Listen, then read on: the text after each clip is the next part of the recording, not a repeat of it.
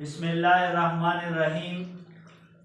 گزشتہ اسباق میں ہم ضمائر کے بارے میں پڑھا ہے۔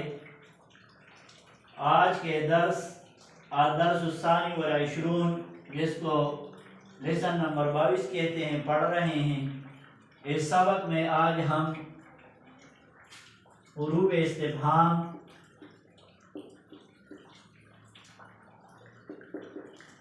جو کہ ماں اور من کے بارے میں تھوڑا سا پڑھتے ہیں۔ ماں اور من یہ دونوں حروف استفہام میں سے ہیں۔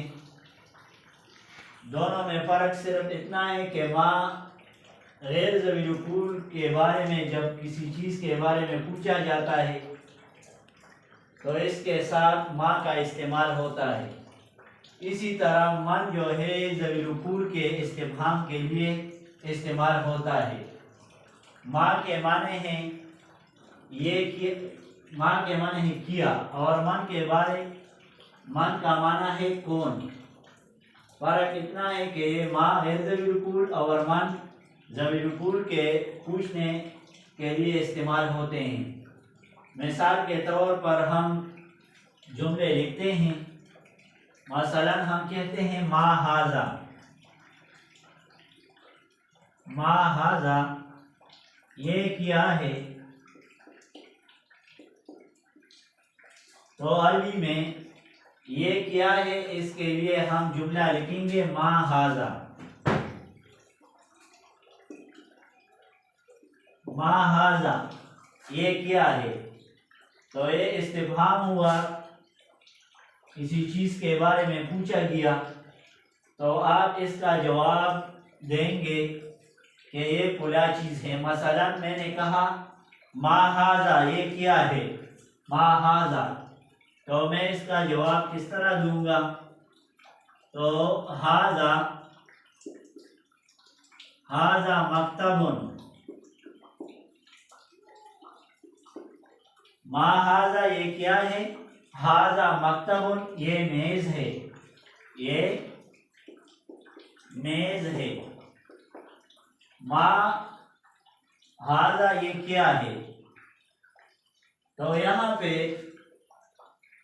ما استفہام کا حرف ہے، لیکن کسی چیز کو جب آپ اشارہ کرتے ہیں کہ یہ کیا ہے تو اس کے ساتھ آپ یہ بھی ذہن میں رکھنا ہوگا کہ کیا یہ چیز مذکر ہے یا مؤنث ہے۔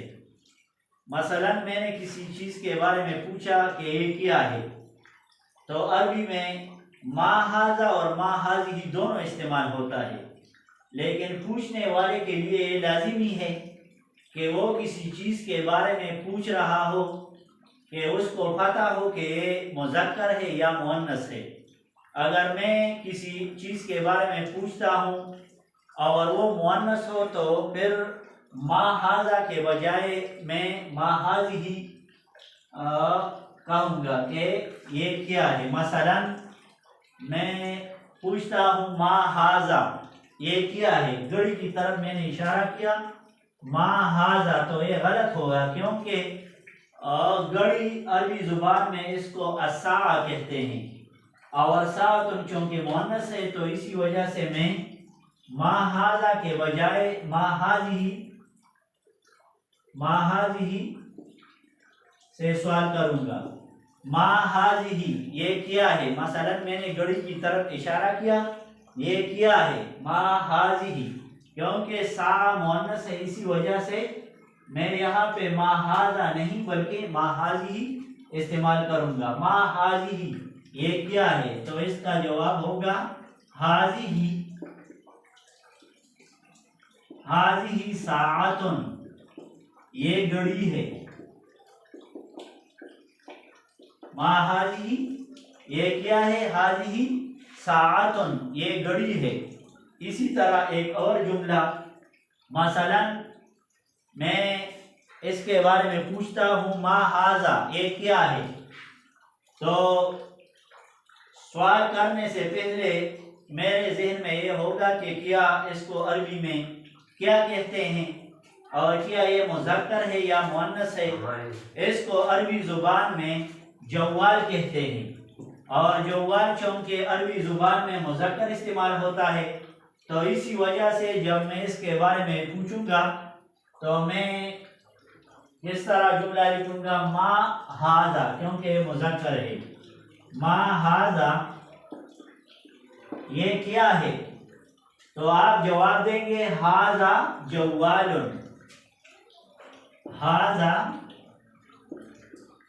ہاذا جوال یہ موبائل ہے، ہاذا جوال، اور اس کے مطابق جب آپ جواب دیں گے تو پھر بھی مذکر اور مؤنث کا لحاظ آپ رکھیں گے، کیونکہ یہاں پہ جوال مذکر استعمال ہوتا ہے، اسی وجہ سے اس کے ساتھ آپ اس میں اشارہ ہاذا لگائیں گے۔ اسی طرح ایک اور چیز کے بارے میں پوچھتا ہوں کہ ما ہاذا، تو اس طرح سوال کرنا غلط ہوگا کیونکہ یہ جاڑن ہے اور اس کو عربی زبان میں ممسحۃ کہتے ہیں، اور ممسحۃ اس میں گول تا ہے، تائے تانیث ہے، تو اسی وجہ سے اس کے ساتھ اس کے بارے میں جب میں پوچھوں گا تو ما ہاذا کے بجائے ما ہاذہ کہوں گا، ما ہاذہ یہ کیا ہے؟ ما ہاذہ یہ کیا ہے؟ تو اس کا جواب ہوگا ہاذہ ممسحۃ، ہاذہ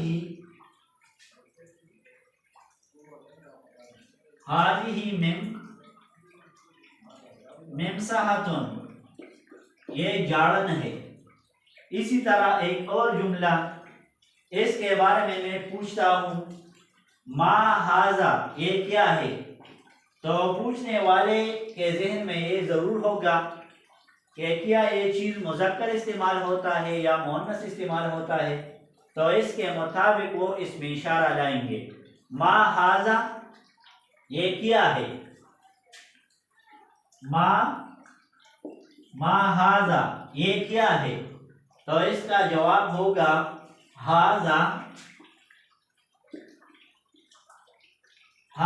قلم، یہ قلم ہے، یہ پین ہے، قلم ہے۔ اسی طرح اس وائٹ بورڈ کے بارے میں پوچھتا ہوں ما ہاذا، تو ما ہاذا یہ غلط ہوگا کیونکہ بلیک بورڈ یا وائٹ بورڈ کو عربی زبان میں سبورۃ کہتے ہیں، اور چونکہ یہ لفظ مؤنث استعمال ہوتا ہے عربی زبان میں تو اسی وجہ سے ما ہاذا نہیں بلکہ ما ہاذہ استفہام اور سوال پوچھنا درست ہوگا، ما ہاذہ یہ کیا ہے؟ تو اس کا جواب کیا ہوگا ہاذہ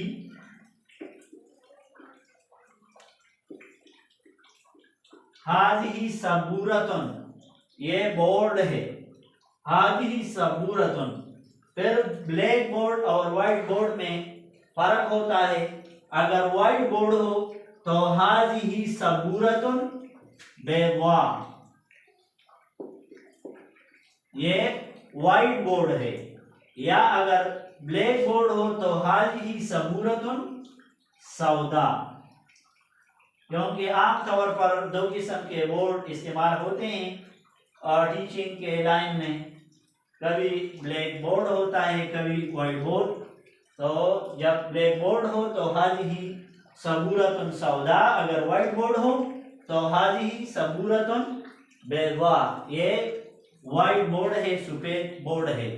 تو اسی وجہ سے آج کے سبق میں ہم نے ما حرف استفہام کے بارے میں تھوڑا سا پڑھا کہ کسی چیز کے بارے میں آپ پوچھتے ہوں تو پوچھنے والے کے ذہن میں پہلے سے یہ بات ضرور ہوگی کہ کیا اس چیز کو عربی میں کیا کہتے ہیں، اور کیا یہ عربی زبان میں مذکر استعمال ہوتا ہے یا مؤنث استعمال ہوتا ہے۔